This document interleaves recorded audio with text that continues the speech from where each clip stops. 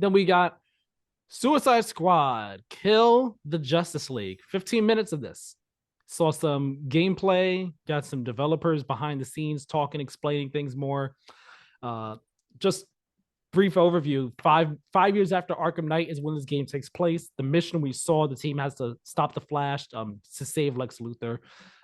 They're fighting and never fighting all these enemies. Wonder Woman comes in and ends up stopping the Flash. She's not infected by Brainiac, so she's the only Justice League member that we know of that's actually okay. He's like, nah, the only way to stop us is you gotta kill us. Simple as that. She used the lasso of truth on him to get this information out. And I think it's safe to say that this gameplay, or I guess you could say gameplay reveal, breakdown, deep dive, and all, didn't turn and change anyone's opinion on this game. It just solidified the opinion and the fact that this is going to be a live service game with co-op multiplayer as a heavy focus, and gear score and power levels being a core defining factor. And if you're into that, cool. If not, not for you. And that's a damn shame. Yeah, we were talking about it pre-show. I feel pretty confident in saying that this game's not going to be great. It will be trashy fun. It will be a bucket of chicken nuggets. It'll probably be a bucket of chicken nuggets. Like me and my brother I'll probably force his poor soul to play with me. Just like, hey, you're spending $70 on Justice League. We're playing this. It's probably going to suck single player. That's the other part too. Like Gotham Knights, at least it was kind of mostly a single player game that like could be played co-op. This just feels like a co-op game. Like it feels like it's going to suck if it's single player. Well, here's the thing. They said it is solo and co-op. They said every mission has been designed for you to play with one player, two players, three players, or four players. And if you're playing solo, the rest of the team is filled out by bots. So like no matter what, you're playing with the full team there. So it's like it shows like it's purely designed to be a four-person experience and all like that. And my thing is this: like watching the gameplay, I was like, this looks like looks like fun. It looks exciting. The gameplay, the action, it's fast paced, it's kinetic. And, you're like kind of flying up in the air with everyone. Deadshot, in my opinion, looks to be the most fun because of his jetpack and everything like that.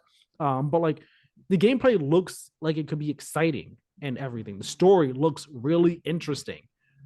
But as I swear to God, as soon as they started saying, yeah, so then you have your gear level, your gear score, and your power level.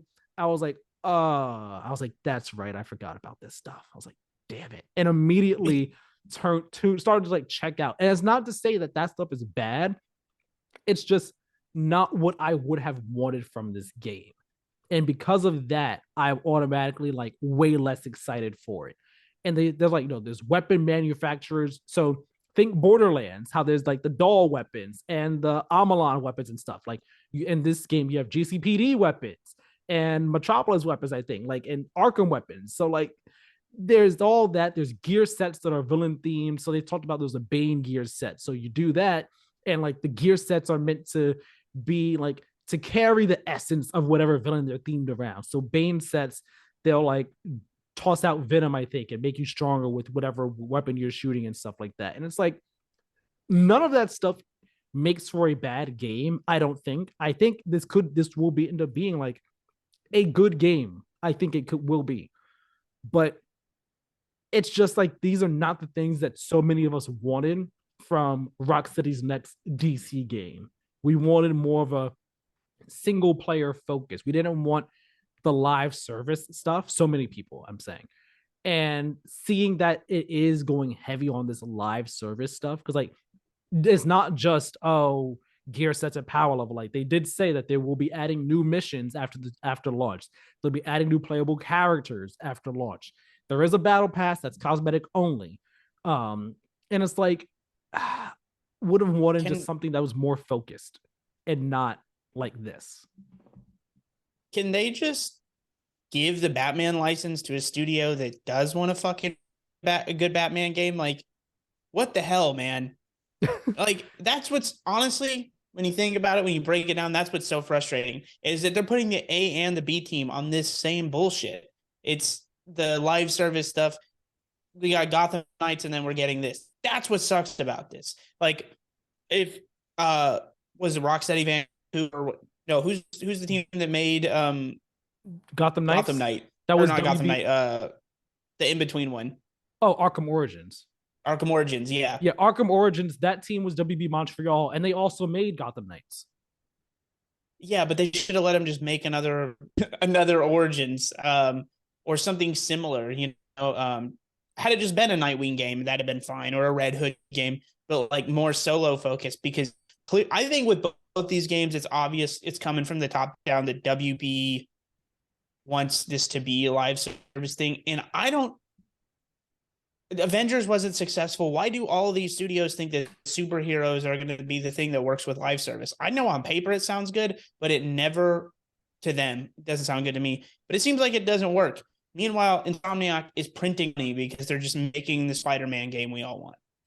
Right. It's like, just make something single player. It doesn't need it. Even if, like, again, I feel like like, even if this is a 4-player co-op type game, you could remove the live service stuff and it could still be, I think it would still be, a fun, enjoyable game. Like, you could do it in a way where, like, Borderlands. I'm looking at Borderlands as an example. Like, that's a game where you can play it solo or with 4 players, but you still have a great experience either way. In my opinion, I play the Borderlands game solo. I can tell you still have a great experience playing it solo, but it'll be better, of course, with multiple people.